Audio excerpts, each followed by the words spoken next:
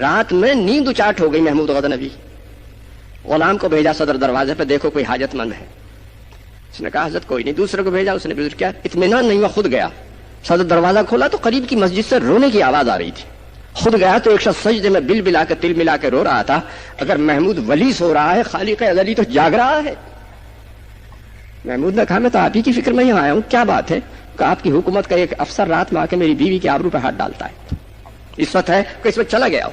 فرمایا آپ جب آئے تو مجھے فوراً اطلاع کرو. عملے سے کہا اسے فوراً میرے پاس لاؤ. تیسری شمع آ کے اس وقت مکان میں ہے. بس عملے کو لے کے گئے. کس کمرے میں؟ فلاں کمرے میں. جاتی ایک ہاتھ میں گردن الگ ہو گئی. فرمایا مصلی لاؤ. 2 رکعت نماز پڑھی. پھر فرمایا کھانا لاؤ. پھر کھانا کھایا. پھر فرمایا آپ نے مجھ سے یہ نہیں پوچھا کہ میں نے نماز کیوں پڑھی, کھانا کیوں کھایا؟ کہ نہیں. کہ جب آپ نے مجھ سے یہ کہا, میں نے سوچا میں جس طرح نظام حکومت چلا رہا ہوں, حکومت کا یہ افسر کوئی اقدام نہیں کر سکتا الا یہ کہ میرا کوئی بیٹا ہے جو حکومت کے نشے میں یہ اقدام کر رہا ہے. تو میں نے طے کر لیا تھا اگر میرا بیٹا ہوگا تو اپنے ہاتھ سے قتل کروں گا. لیکن الحمدللہ میرا بیٹا نہیں تھا. اس پر میں نے اللہ کا شکر ادا کیا کہ اللہ نے اس مصیبت سے مجھے بچا لیا. اور میں نے طے کر لیا تھا جب تک انصاف نہیں ہوگا کھانا نہیں کھاؤں گا. میں نے اس وقت تم سے منگا کے کھانا کھایا. کیا کیا بھائی؟ ہاں, کائنات کی سب سے بڑی دانشگاہ تھی جامع بغداد. ملک شاہ سلجوق کا جو وزیر اعظم تھا نظام الملک توسی, اس نے قائم کی تھی. امام غزالی اسی میں پڑھے تھے. اس کے وائس چانسلر بھی رہے. پھر ان کی کتاب سیاست نامہ جو پولیٹیکل سائنس کی ماضی کی سب سے بڑی کتاب سمجھی جاتی ہے, اس میں ایک واقعہ نقل کیا انہوں نے.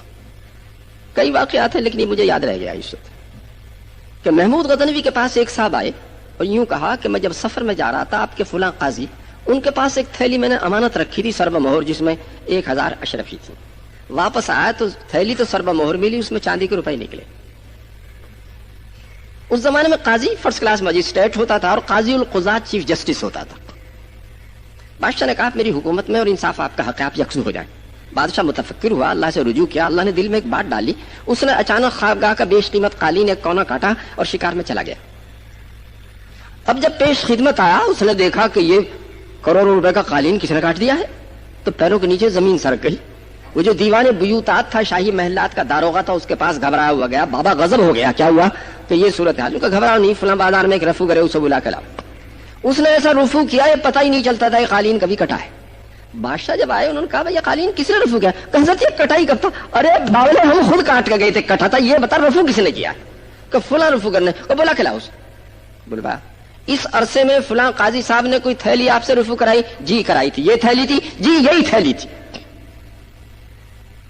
اسے تو پسے پردہ بٹھا دیا, قاضی صاحب کی پیشی ہو گئی.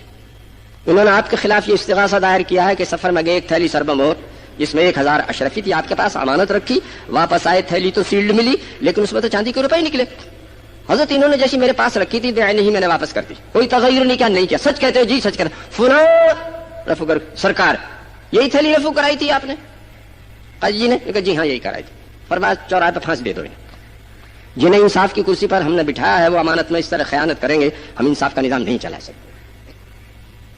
اب شہزادے اور وزراء اللہ کی قسم آ رہے ہیں 4 مہینے لگانے کو. ہاں, ایک حکومت کے فائنانس منسٹر, میں نے ان سے ایک بار پوچھا آپ کے 4 مہینے کب لگے؟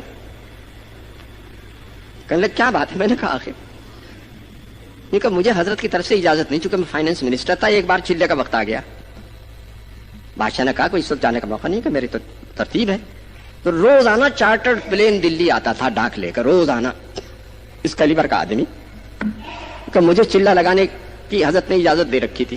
تو میں سوچا کرتا تھا سعودیہ کے پاس پیسہ بھی ہے اور علم بھی ہے, ہندوستان کا اللہ نے انتخاب کیوں کر لیا دعوت کے لیے؟ کہ میں 12-14 سال پہلے جب چلہ لگانے آیا تو مجھے جمنا پار بھیج دیا. کہ جب تشکیل شروع ہوئی, لکھ لو 150 روپے چلہ, لکھ لو 200 روپے چلہ, کیونکہ میرے دماغ کی چولہے ہل گئی کہ یہ فقیر 40 دن میں 150 روپے میں کیسے گزاریں گے, اور گھر کیا چھوڑا ہوگا جب ایمرجنسی میں اتنا لے کے چل رہے ہیں. پتہ چلا ان کا ایثار اور اخلاص ہے جس کی وجہ سے اللہ نے ان کا انتخاب کیا. حکومت بھی ان کے پاس نہیں, پیسہ بھی ان کے پاس نہیں, علم بھی ان کے پاس نہیں, تاکہ لوگوں کو یہ پتہ چل جائے دعوت کی محنت ہندوستان سے اللہ خود چلا رہا ہے. یہ نہیں کہ مسلمانوں کے پاس حکومت اس لیے چل رہی ہے, یا ان کے پاس پیسہ اس لیے چل رہی ہے, یا ان کے پاس علم اس لیے چل رہی ہے. ہاں, ہمارے میاں جی محراب دمشق گئے جماعت لے کے, اب وہ عربوں کو خطاب کر رہے تھے, بجائے یوں کہنے کہ تمہارے باپ دادا, یوں کہا نانو آباؤ کو وہ اجدادوں کو, ہم تمہارے باپ دادا ہیں.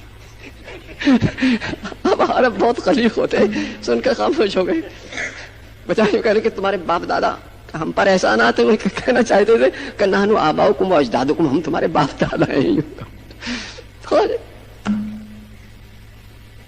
ایسے گرے پڑے لوگوں سے تبلیغ چل رہی تو کون چلا رہا ہے؟ کون چلا رہا جی؟